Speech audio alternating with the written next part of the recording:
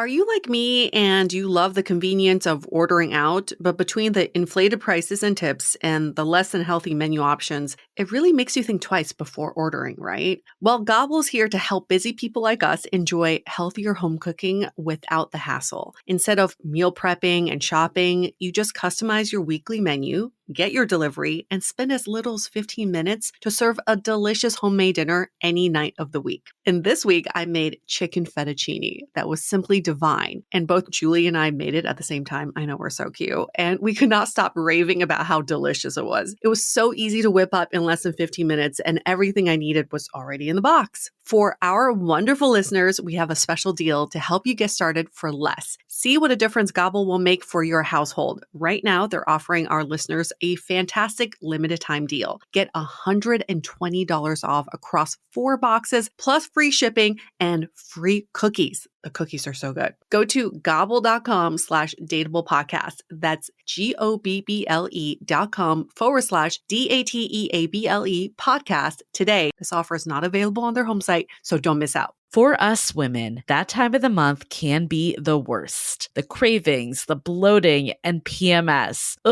Like I mentioned, I've been using Hormone Harmony to balance my hormones, and it's really helped with relieving my mood swings and just not feeling so off. Hormone Harmony contains science-backed herbal extracts called adaptogens, which help the body adapt to stressors like hormonal changes that happen naturally throughout a woman's life, which is why Happy Mammoth, the company that created Hormone Harmony, is dedicated to making women's lives easier. It has 0 sugar and is gluten-free, dairy-free, non-GMO, and third-party tested. The product is so popular, a bottle of Hormone Harmony is sold every 24 seconds. For a limited time, you can get 15% off on your entire first order at happymammoth.com. Just use the code DATEABLE at checkout. That's happymammoth.com and use the code DATEABLE for 15% off today. Hi, I'm Yue Xu. And I'm Julie Krafchick. We're active daters turned dating sociologists. Here to dive into everything modern dating and relationships. Welcome to the Dateable Podcast. Hello, friends. Welcome back to another episode of Dateable. Here we are. We're always happy to have you with us, either in spirit, in the audio world, in the YouTube world, or just in some third dimension, fourth dimension. I'm just grinning looking at our big ass posters that we got created that have our, that's what we can call them, big ass posters. They have our book. For anyone that's not on YouTube, if you're on YouTube, you can check us out. We'll be airing this full episode. And you can see how we blew up our book cover into posters that we got from Artifact Uprising, one of our sponsors. It's so hard to do visuals because we were thinking we're going to get these big ass don't then now I'm looking at it on our screens. They look small. Like they don't look like big ass posters. And these are 16 by 20. Is that the size what we got? Yeah. But if That's you look huge. compared to the book, which is, you can see in like it's tiny. So it's true. It's just like the optical illusion of it being farther back. Sorry, this is kind of a tangent, but my my parents have been fishing recently because they're so obsessed with like trying to catch fish. And they've gone on 3 fishing trips without any fish. And this recent one they finally caught some fish and they took a picture with the fish. The way they held it out in front, it looked humongous. I was like, oh my gosh, this can feed them for a few meals. Then they showed me a picture of the fish compared to the worm that they caught the fish with. The fish was just barely bigger than the worm. That's how small this freaking fish was. Like, it was the size of their hand, okay? So I think this optical illusion thing, never really take this at face value, how big you think something is. There's so much I could add to that. Are you thinking about our I won't go decorator? I did think, though, the infamous fish photo on apps. I bet it's the same thing. I bet people caught this tiny ass fish. Yes. And they're like, ooh, let me make it look like I'm so, big and mighty that I caught this massive fish. And also women don't give a shit. That's the I know. So, next time you take that dick pic, really think about how far you want that to be. I was like, are you going to say fish pic or dick pic? Maybe they could just be. It's the same. It's the same. At this point, I'm confused which one we're even talking about. It doesn't matter. They're the same. I think that's the underlying of the fish pic to try to show, you got the BDE. That's my take. This is all kind of related to what we want to talk about in this episode, believe it or not. Look at that transition. Believe it or not. We're not talking about dick pics or fish pics, but about the fact that we jump to conclusions about everything we see and everything we experience. We take everything as this is how it is permanently. When now we just have proven to you that what you see on screen, on your phone, on your monitors, it may not be the reality of what you think it is. And as you all know, we have a book coming out in January. How to Be Dateable is our baby, our pride and joy, 2-year in the making. Yeah. It was a labor of love, that's for sure. But what we wanted to do this season is, our book is really under the foundation that we believe that everyone is dateable. It's just modern dating that's setting us up to fail and getting in the way. And there's certain things that are trapping us, and it's kind of the byproducts of dating culture. And, from our almost 10 years of doing this podcast, talking to thousands of daters, we were able to identify what those traps are. And we want to, give a bit of a preview into those 4 traps so we can really set up people to think about them. So when the book does arrive in January, you can just dive in, be like, okay, I get this conceptually. I'm ready to go and learn how to get out of it. And why does this apply to you? Is because you are listening right now, probably because there's something about dating that's making you unhappy, or you're frustrated by it, or you feel challenged by it, or maybe you've even given up on dating and you're looking for answers. And these traps, when we were writing this book, we were like, holy shit, a lot of these traps that you may not even be aware of because you're just part of this machine now of modern dating. You're just chugging along, and we want to peel back the veil. And I don't even know, that's not a saying, but whatever. We want to. I understood what you meant. Just lift that fish up. If we could have a list, a glossary of all the phrases that we make up on the show, we'd be golden. We have our own encyclopedia. But anyway, the point is to show you that a lot of these traps, especially this one today, you may not have even perceived it as a trap. You thought this was just normal. And we're here to tell you this is not normal. It's just one of the traps of modern dating that's setting you up to fail. Because modern dating, too, it's like an ecosystem within the larger culture that we have, too. And a lot of the things in larger life outside of dating bleed in to dating, which we'll go into.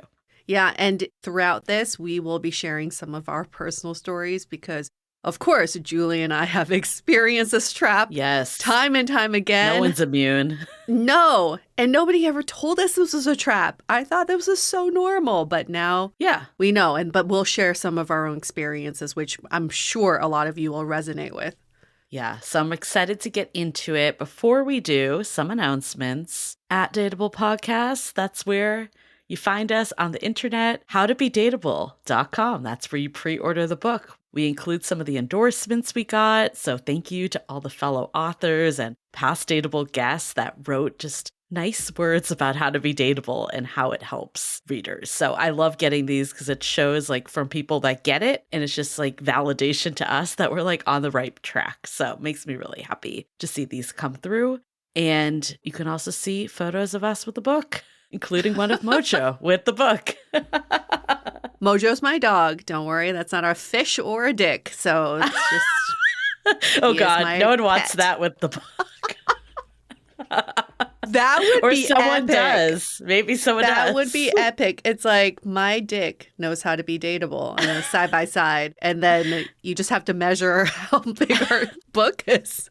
I was going to say, do we give a free book to someone that did that? Or is that just... We've received one very unwelcome dick pic in our lifetime. God, we have. In our email? Yes. And we weren't expecting it either. It was from a woman. It was from a woman sharing a dick pic that she had gotten. It was like, whoa, okay, did you really need to do that? So we are not welcoming any dick pics into our inbox. We're just suggesting that could be funny for someone else.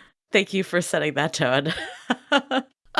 Also, announcements. We have our new Dateable Dish newsletter that is going out weekly where we share life updates, just random facts. I think I Yeah. shared a couple weeks ago that I have been binging Southern Charm, and I know I'm late to the game, but I'm so freaking obsessed with that show. And my partner's been gone all week, and I have been like going through season after Is season. that why I got that text from you Yes, yesterday that I did not respond to? Because I was like, no, I have not watched Southern Charm. One of my best friends that you know, literally our texts back and forth are all about the show. That in Summer House. That's our text string. I get the two mixed up. Is it like part of the same production company? It's part of the same ecosystem, and they're all Bravo shows. There's crossover. Okay, got it. Yeah. Fun fact, when I lived in New York, I used to film videos for College Humor. Do you remember when College Humor existed? Oh, yeah. Okay, it doesn't anymore. I'm sure it doesn't. It's like a dinosaur. It's extinct. But I did a video with Ariana Madix. Oh, wow. Before she became Ariana Madix, and it was a spoof of a Britney video, and she played Britney, which now you can see, right? It's perfect. Yeah. And she was in a bunch of College Humor videos, and I remember her just saying like, I'm moving out to LA. I'm moving out to LA.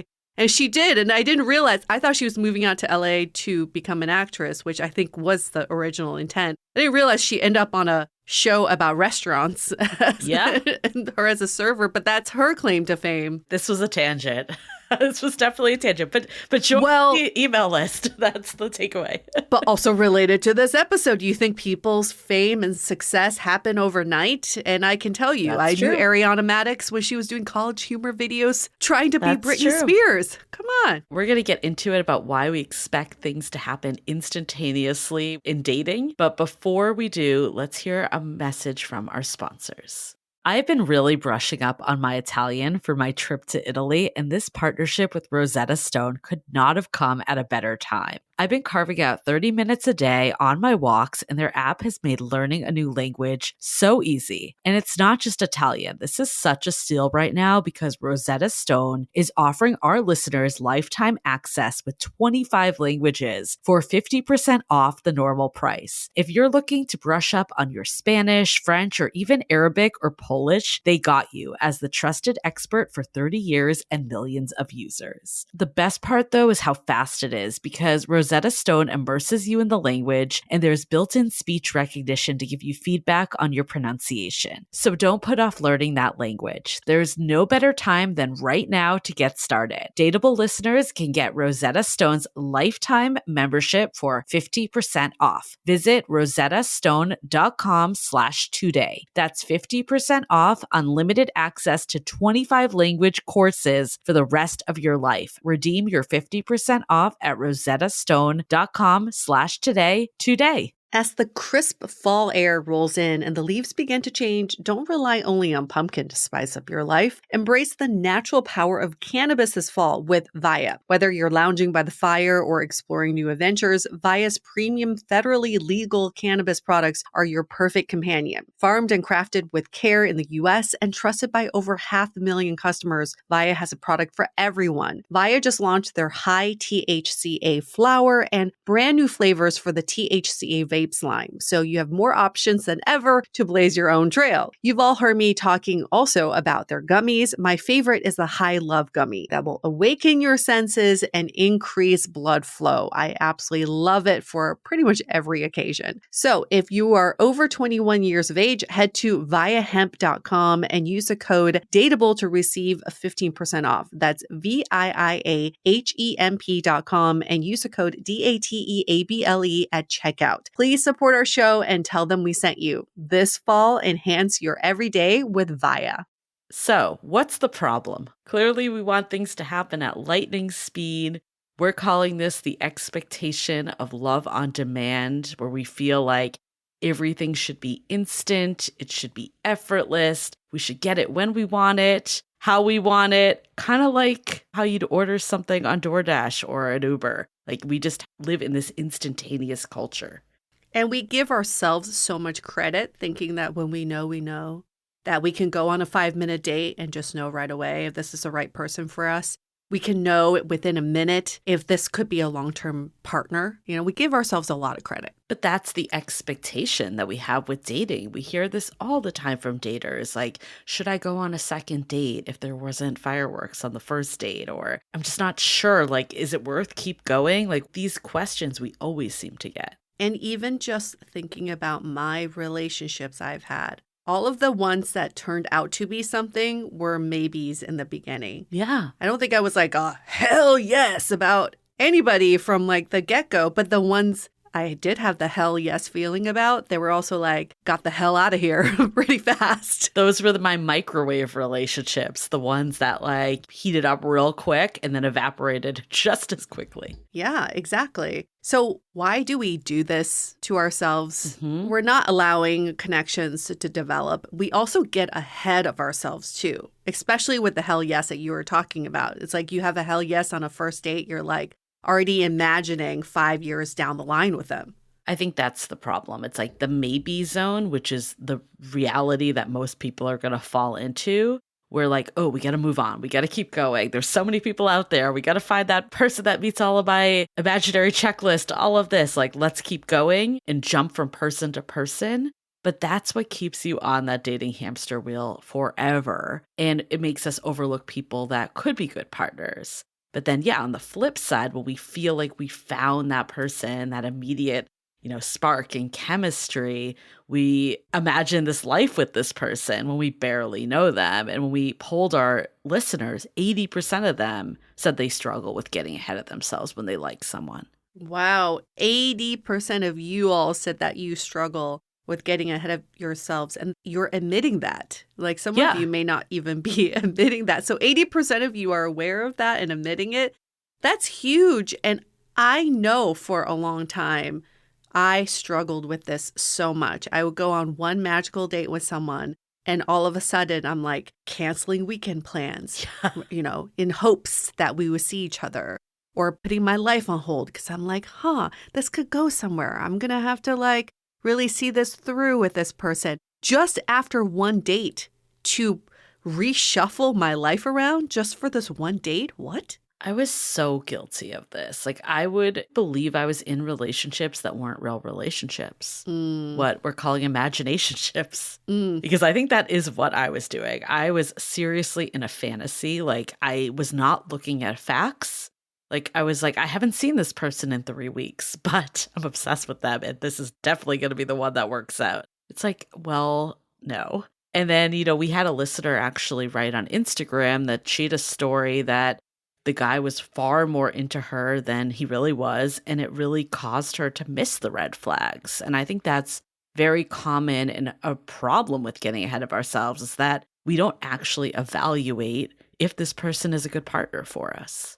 You use the word obsessed, and I think that's such a toxic term. I've seen all these Instagram memes are like, find someone who's obsessed with you. Don't. Yeah. You don't want someone obsessing over you. You don't want to be obsessing over someone else because what you're obsessing over is not the reality of who they are. It's the idea, the potential of who they are. And then we end up making up these stories that we get obsessed with. We're actually obsessed with the story. Yeah. Which gets very freaking toxic. And that's when we get ahead of ourselves. I think the other part too is, let's say both people actually are on the same page and getting ahead of themselves. And it's a relationship that's developing. We think this is good because it's like the turbo relationship. And of course, there are some relationships that move fast that are healthy. I'm not saying that there aren't. But we've also seen the ones that just like the microwave ones that burn out and, they go at turbo speed. And then you realize that you haven't laid the actual foundation necessary for a relationship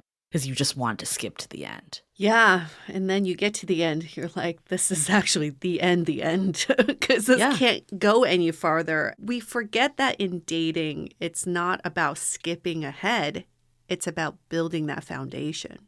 We got a crazy story from someone on Instagram, actually, that they, met someone through a matchmaker. They had a long distance relationship for 6 months, and his girlfriend wanted to get married and have kids because she was already 37. He had to move across the country to do so. So they basically fast tracked everything. And then they went on a trip together like 8 days later. And then he said within a span of 24 hours, she ended things. Mm. I feel like the foundation just clearly wasn't there. Of course, we don't know all the details, but when it gets so fast tracked and then just ends immediately, like that to me is like, it's like quicksand, right? Where we have a relationship that's not built on anything steady. Well, I think it's also because in newer relationships, you're still in that like, oh, everything's great, everything's wonderful stage. And then when you have one conflict, you go, oh shit, this relationship is not perfect. Yeah. If it's not perfect, then it's not the right one for me. I deserve better. And then you end up running away. That happens a lot. I mean, I think that's like very clear why this is problematic. It's really just like two ends of the same spectrum, but on the polar opposite, right? It's like we're not giving enough attention to people and letting things develop, or things are just like going quickly and then just burning out. And both of those scenarios, you're not in touch with how you really feel No. about this person. You're just, living in this fantasy world or living in this future world, which are both the same because they're not reality. It's the quick yes or no. That's what we want. Yeah. So why is this happening? Why do we do this? We're so fucked up. We just live in such an instantaneous age. It's the digital age, it's technology. We think everything happens overnight. I mean, just even like I was turning on my computer today and it took a second longer and I was frustrated. I'm like, how could you not boot up any faster? My partner has such good patience, and it makes me realize that I am the opposite. I'm the same way. Like if it takes like a second longer than I think it should, I'm like, it's messed up, it's broken. Like if I don't get a text back like immediately from someone, I'm like, oh, they were just not interested in doing this. And this isn't even in dating. This is like in professional life with my friends. Like I just feel like I'm conditioned to believe that everyone is attached to their phone and I'm the number one priority and they're going to be responding to me ASAP. And if they don't, everything is doomed. That's the message. And that's really freaking unhealthy. Yeah. And also we expect all of this to happen without our effort.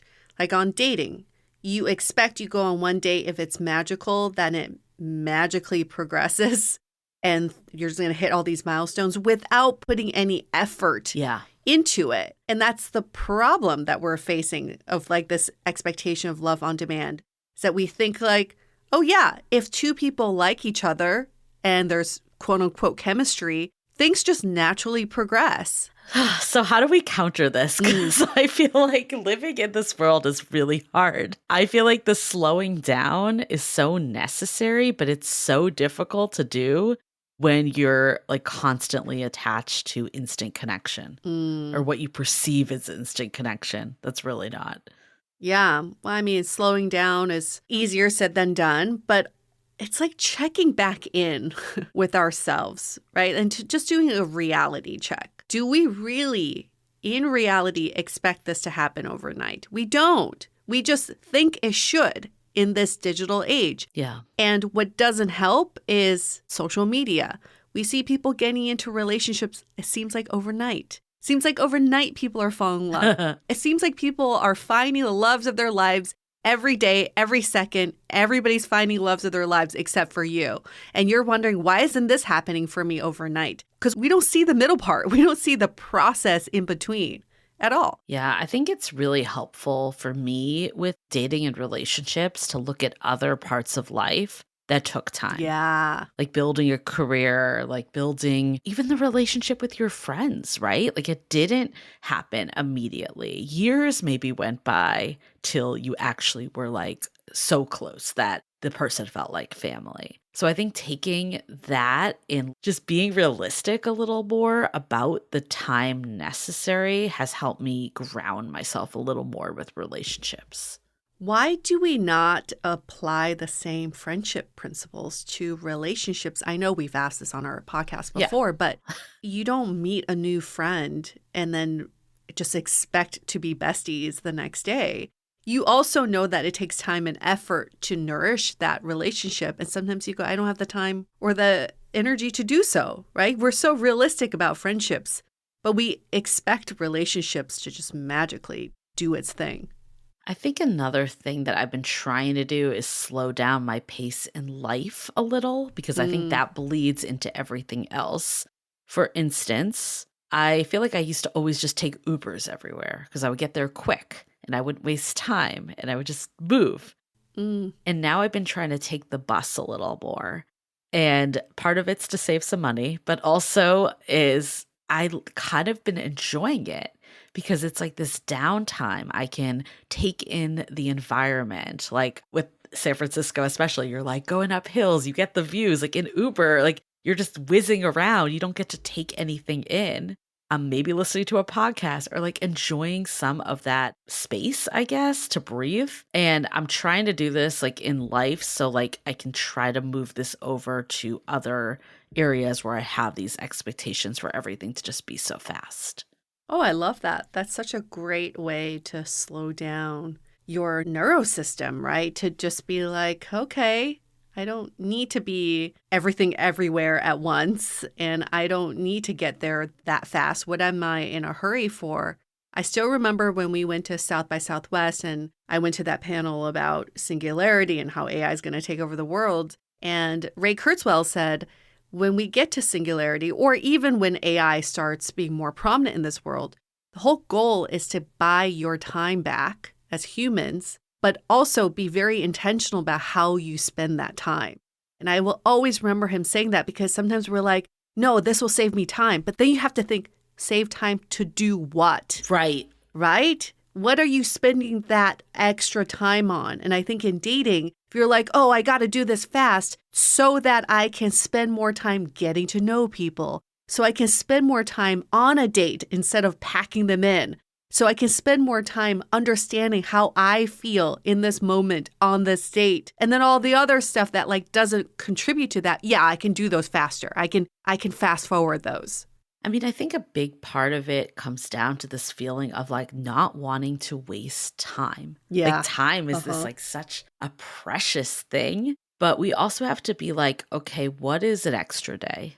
What does that really do? Like, is it really wasting time to like give someone another hour to respond back? Like, instead of getting impatient and feeling like this, like I just end it, it's not going to work. Yes. Then what about all the beautiful things that could happen in this relationship if they just didn't respond for an hour because they were in a meeting or doing something else? Like having a little more of that patience really helps. I love that. And I feel like we might want to spend a little bit more time marinating in this thought because many of you think about wasting time and you think what's wasting time is, oh, you spend all this effort getting to know someone. They end up not being a good fit. You think that's a waste of time.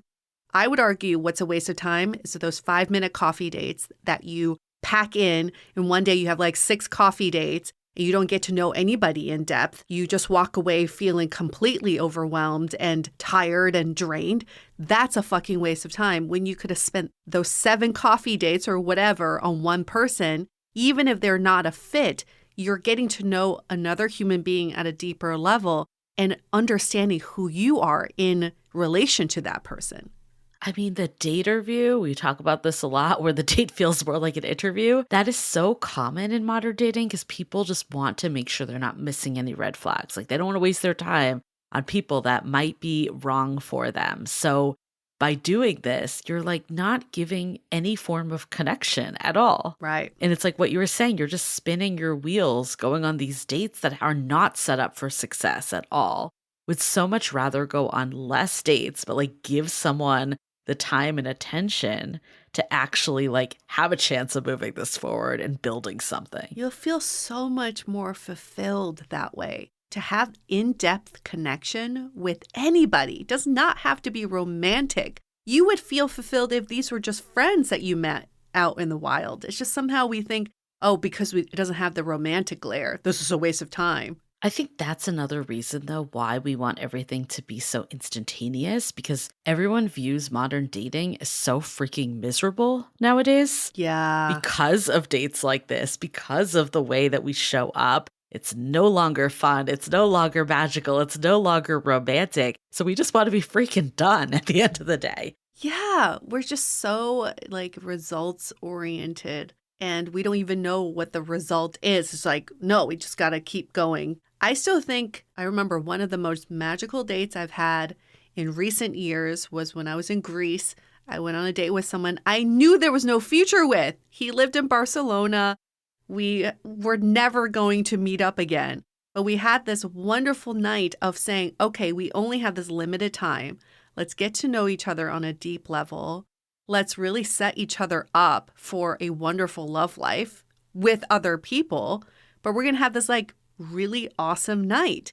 And I knew it was contained, but at the same time, I also knew that I wasn't pressured by, oh, is he going to call tomorrow? Am I going to see him like around the holidays? Am I going to meet the parents? No, all of that was lifted, and I didn't expect anything to happen overnight. And it was still one of the most fulfilling dates I've ever had, even though it's counterintuitive to say so because there was no future potential. I actually think if we had more dates like this and we were able to repair our relationship with dating, to like believe it's fun, believe it's enjoyable, believe it's magical, then the pressure would be off a little to just be done. And you'd be able to slow down because you're like, you don't need to get out of this situation. You're fine being where you are.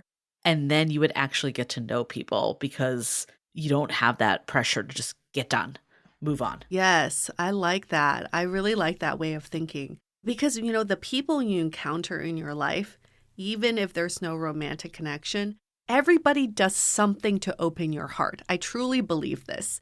And everyone's doing a little click, click, click to you when they meet you, only if you give them enough time. And one day your heart just fully expands and you're ready for that person. But in the process, we see these people as like a nuisance. Stop wasting my time. Get out of my way. I got to find this person. No, everybody's doing their job in helping you along in your love journey if you let them.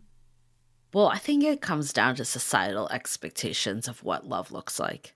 Like we think it just goes quick, right? Everything's fast. Like the rom-com effect. You meet someone, you immediately fall in love and you sail into the sunset forever. But also like Love is Blind in TV shows that you meet someone for a couple days, get engaged, spend 6 weeks with them and then get married. Like that is a crazy accelerated timeline. And, I think like logically we're like, yeah, of course I'm not thinking like that. But all this seeps in. So we feel like we have this feeling of like everything needs to be just rushed. It needs to be done once you meet that person. I know. And I often hear this too.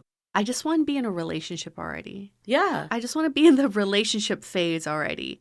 But you know what? People who've been in relationships for like 10, 15 years will say, I just want to be dating. I just want to be in that dating phase. Everything's just better because you don't have it. But there's a ton of people who wish they were in your shoes right now. I mean, I know some of this timeline stuff comes from the biological clock and other things, but I do feel like it's kind of enforced by society because like it became like 30 and then 40. It's like 40 is the new 30, but now freak out at 40 instead of freaking out at 30. But like, where is this coming from, right? Yeah. Like, who is setting this rule? Yeah. People who are not in dating. Those are the people setting the rule because they're miserable. They're like, come join us already. We're going to make it feel like so urgent and scarce. And it does feel that way sometimes when you think about like, oh my God, it's like musical chairs. Yeah. If I don't find my chair now, I'm out. Right. And then a lot of you, we've been told, because, we talked about the love crisis, a lot of you are taking yourself out of the game because of it. Like, oh shit, I can't find my chair. And when the music stops, I'm not going to find one anyway. So I'm just not going to play this game. Well, if you're not in it, you're not going to have any connections whatsoever. Yeah. I think the final piece that at least like we were thinking about in terms of like what's contributing to this is this like discomfort with ambiguity. I don't know if this always was a thing for people, but I feel like our generation is so uncomfortable with the unknown and feels like we need to take control in every situation.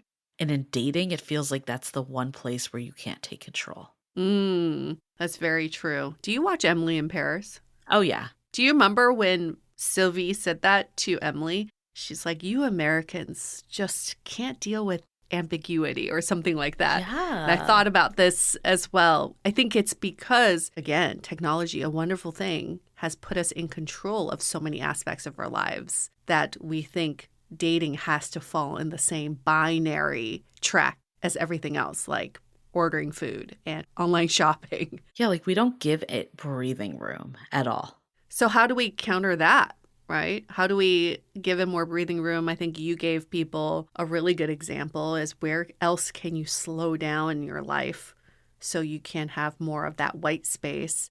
And we can also think about it as just like simmering in the ambiguity sometimes and like maybe feeling it in your body because we're so disconnected from our bodies. If we know where that discomfort's coming from, we can actually address it through, guess what? Massages or just like mental breathing exercises, breath work, all kinds of meditations you can do just to that area of your body that's giving you discomfort. I remember we did an episode with Nikki Novo, who's one of our favorites, about intuition. And she was saying that the reason why people are always like, oh, like, what is my intuition saying? Is because we want that yes or no.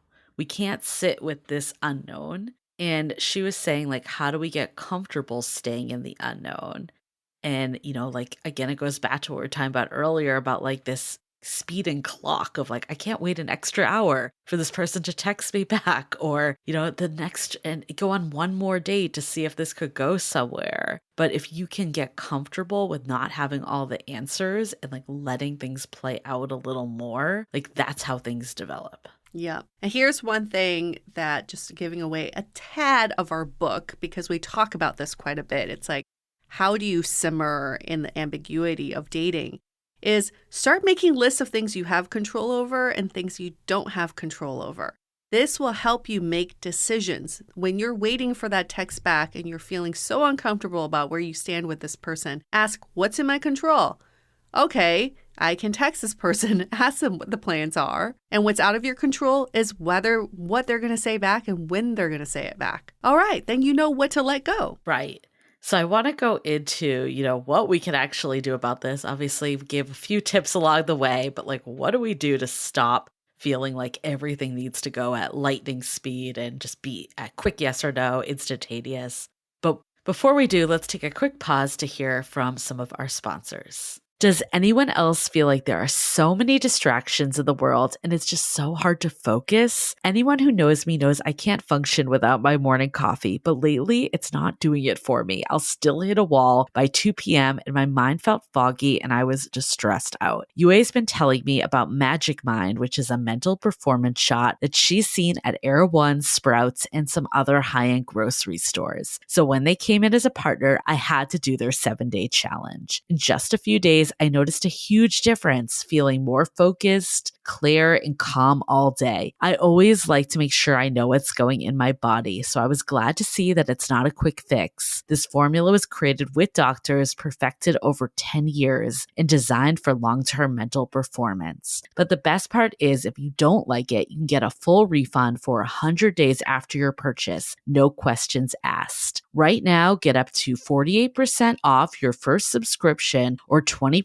off one-time purchases with code DATEABLE at checkout. Go to magicmind.com/dateable and experience the magic for yourself. That's magicmind.com/dateable. This is a weird thing about me. When I went to summer camp, we were told to take really quick showers to preserve water. It's something I've carried into adult life, and now I'm like, maybe there is a merit to taking longer showers to unwind and relax, especially now that I've been using Osea's new Undaria Algae Body Wash, which has transformed my shower experience into a tropical paradise. Yue and I always talk about this stuff, like we cannot get enough. It's the citrusy scent that just smells so freaking good. Just thinking about it makes me want to take a shower. What I love about it though is how it leaves my skin feeling soft, smooth, and revitalized. I find it to be a much gentler cleansing experience than traditional body washes. And that's because it's pH balanced with a hydrating formula. So upgrade your shower with clean vegan face and body care from Osea. Get 10% off your first order site-wide with code DATEABLEPODCAST at OseaMalibu.com. You'll get free samples with every order and free shipping on orders over $60. Head to OSEAMalibu.com and use the code DATEABLEPODCAST for 10% off.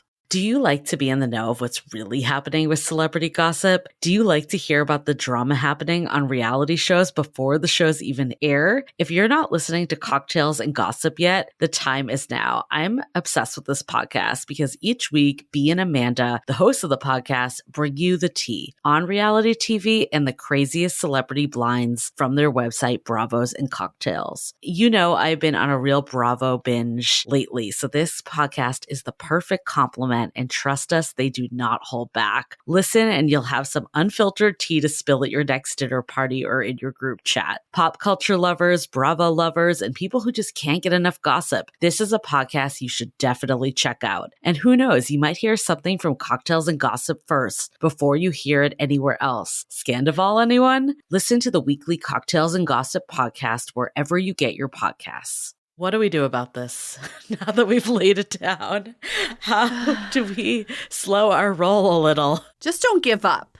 There's things to do. Just don't give up. I think this baby is a yes mentality is so important. Mm-hmm. I think just especially in today's world, if you are using dating apps, realizing that you just cannot know from a dating app who someone is, and even from a first date. Let's be honest, you still don't know who they are. We were talking about this in a lot of episodes that you just have a glimmer into who they are, like a small slice. Mm-hmm. Like, how do we start making more of a second date default that if we had enough fun, they were attractive enough, good enough, it's not settling, Mm-hmm. but it is this like, I'm going to keep going with this. And of course, if you don't feel it growing, the attraction, the connection, then it's time to bounce. But at least it lets something build a little further than what we're doing today. Really prioritize connection over whatever future notions you have about a relationship or romantic connection with someone. So if you can prioritize connection, then where are areas of your life time-wise that you can deprioritize? For example, spending hours swiping may not be building connection. So in the 30 minutes you're saving from swiping, add those 30 minutes to a date so you can get to know this person longer for 30 minutes. That's true because you're not wasting time net. You're just prioritizing the connection bit. I like that. Yeah. I think for getting ahead of yourself, the reality check of I've known this person for an hour, even if you've known them for a month, I've known them for 4 hours, like putting it into that term. That really helped me because I was so guilty of this. And I remember like when I met my partner, I was able to come out of it a bit. And I remember like meeting up with one of my best friends and her being like, oh, like, what do you think's going to happen? Like, how's this going to progress? And I was just like, I had a really good time and he seemed super nice and fun and we enjoyed our conversation. And, you know, if it goes somewhere, it goes somewhere. And if it doesn't, like, I'll find someone else that goes somewhere. So I think just like getting into that mode of like, it was good. I'm not taking the excitement away, but also like, I don't know what's happening in this person's life. I don't know who else they're dating. I don't know what's going on. That helps you be a little more realistic of what this could be. Yes. I find it really helpful that when you think you're getting ahead of yourself is to say it out loud. Yeah. Tell a friend, tell a close relative, I feel like I'm getting ahead of myself. Can you just check me here? I like that. What am I thinking? Because we do get ahead of ourselves when we just bottle it in and it becomes this fantasy we live in. Yeah. And I think like we got a few comments on this on Instagram and Facebook, and I agree with it. It's like, we're not saying to like have no fantasy or like no excitement and hope. Like there is something, you know, romantic about being like, oh, I think this could be something. We don't want to say like, become like a cold-hearted robot that has no emotions. But I think especially if you tend to do this, just dialing it back a little, you're still going to have that excitement. Like that's not going away. You're just tempering like your expectations a bit. Right. It's like if you're watering a plant from when it's a bulb or a seed or whatever. I don't know. I obviously don't know anything about plants. But you're not like, oh, it's going to be this tree tomorrow or it's going to have these big flowers tomorrow. You get excited about every little progress that your plant is making. Oh, it grew a little bit and the bulb came out and like it started flowering. I think getting ahead of ourselves is picturing this like future plant it's going to become. Yeah. But we can get excited about the little things that are happening, like, oh, I see the potential of this seed. I see the potential of its growth. We can give ourselves full permission to get excited about that.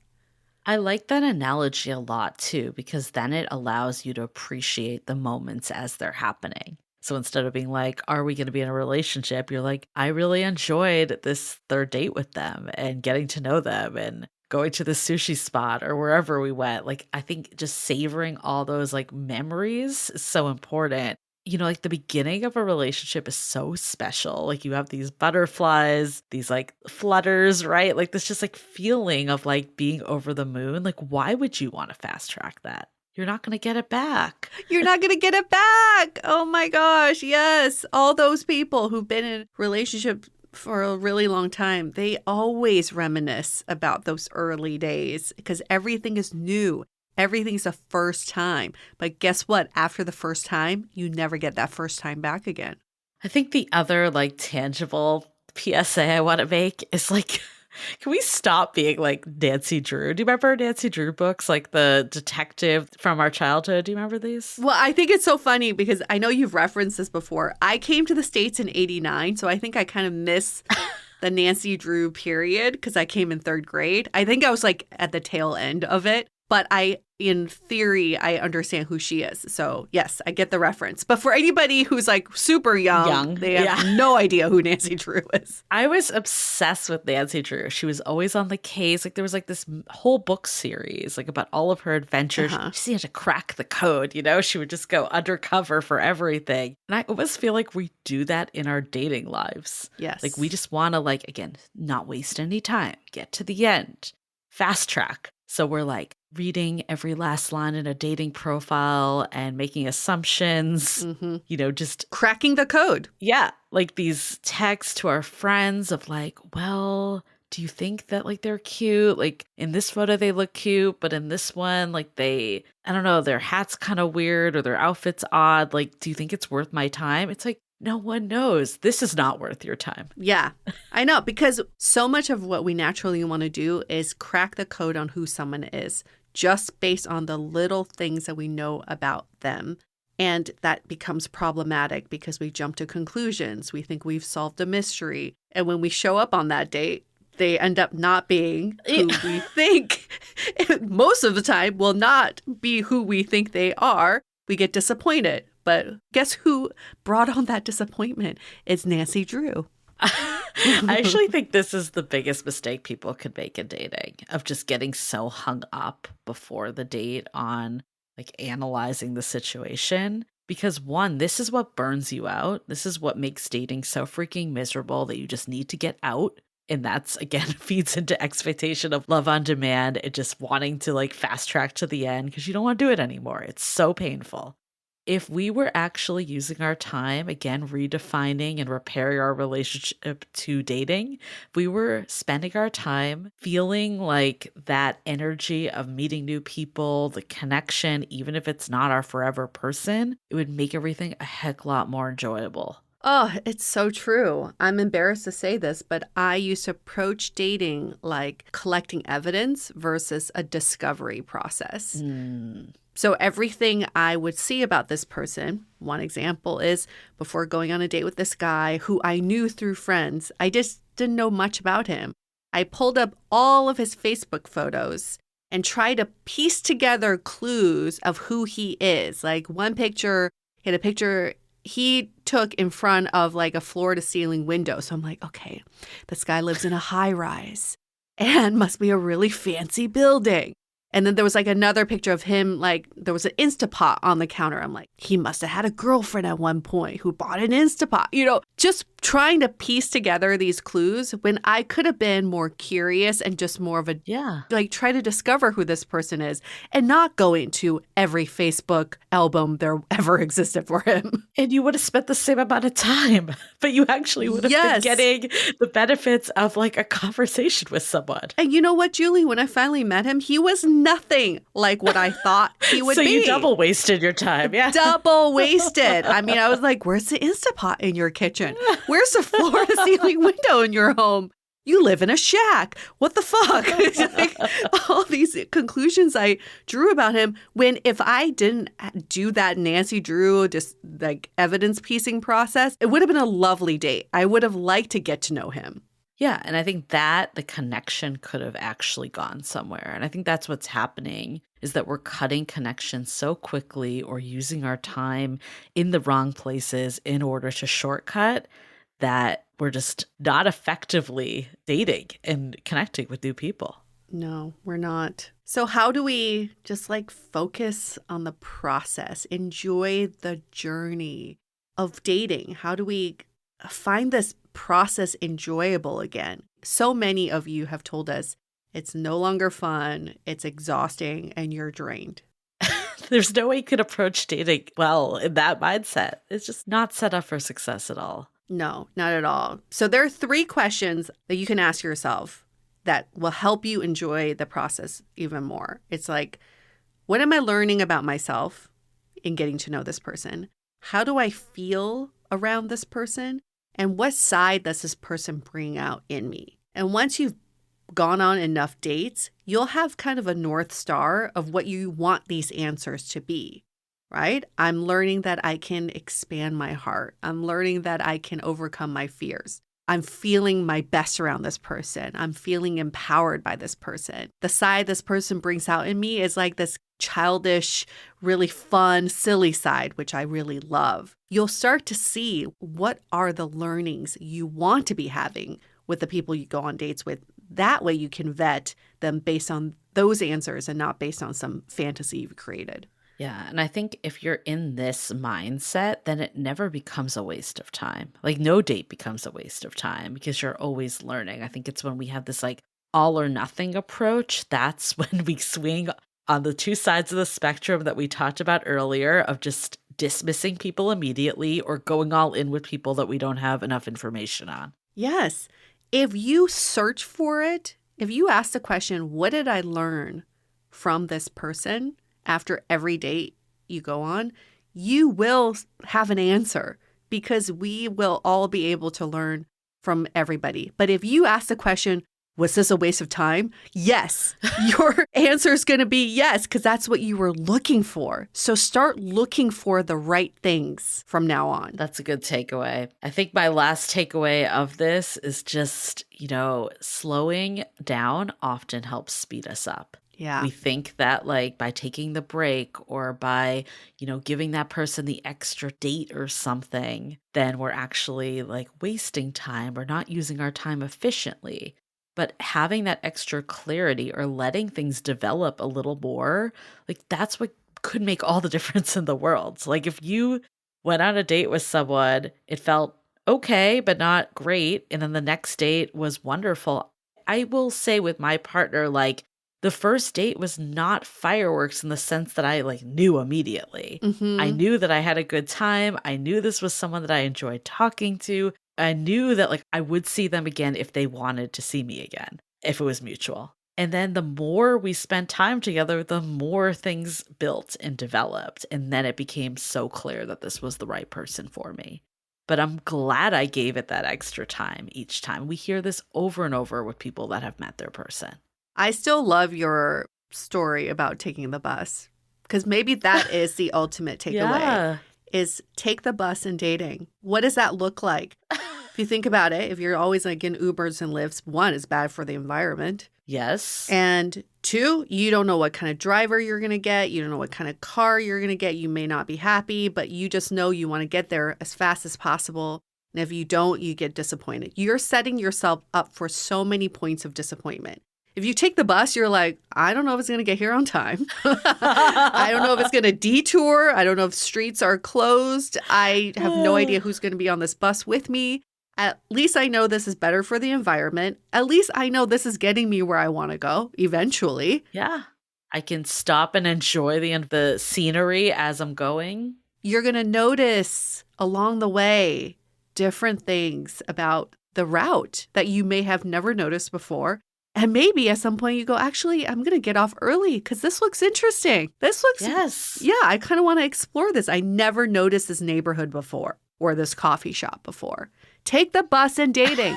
We got to leave it there. Mic drop. There you go. That's it. Vroom, vroom. I love this. This was such a good conversation. Hopefully, this gave perspective of just the freaking environment we're in. Honestly, a lot of this is just the environment of life, the environment of dating. It all plays into each other. And like being aware is the first step in all of this. Clearly, we're going to keep going this season. We have a whole book that is dedicated to how to get out of this endless maze of dating, knowing that there are things that are keeping you trapped. So, howtobedateable.com, go pre-order. Like we've said, pre-orders go such a long way. This is what gets us on the bookshelves at different bookstores, gets us at the lists of Amazon so more people can see the book and become dateable. And then you'll just be in a more dateable environment. It's a win-win-win. So many wins. And while you're pre-ordering our book, don't forget to give us a rating or review in Apple Podcasts. Just give us 5 stars in the body of your review. You can tell us how you are taking the bus and dating. Or just comment bus. We'll know exactly what you mean. But that's a great place to give us some feedback as well. And you can also do this in Spotify or just old-fashioned way of emailing us, hello@dateablepodcast.com. We do check our email every second of every day. We do. We're glued to it in this instantaneous world. It's instant. It's instant. If we don't respond fast, know that we're just taking the bus. We're trying to slow down a little. Yes.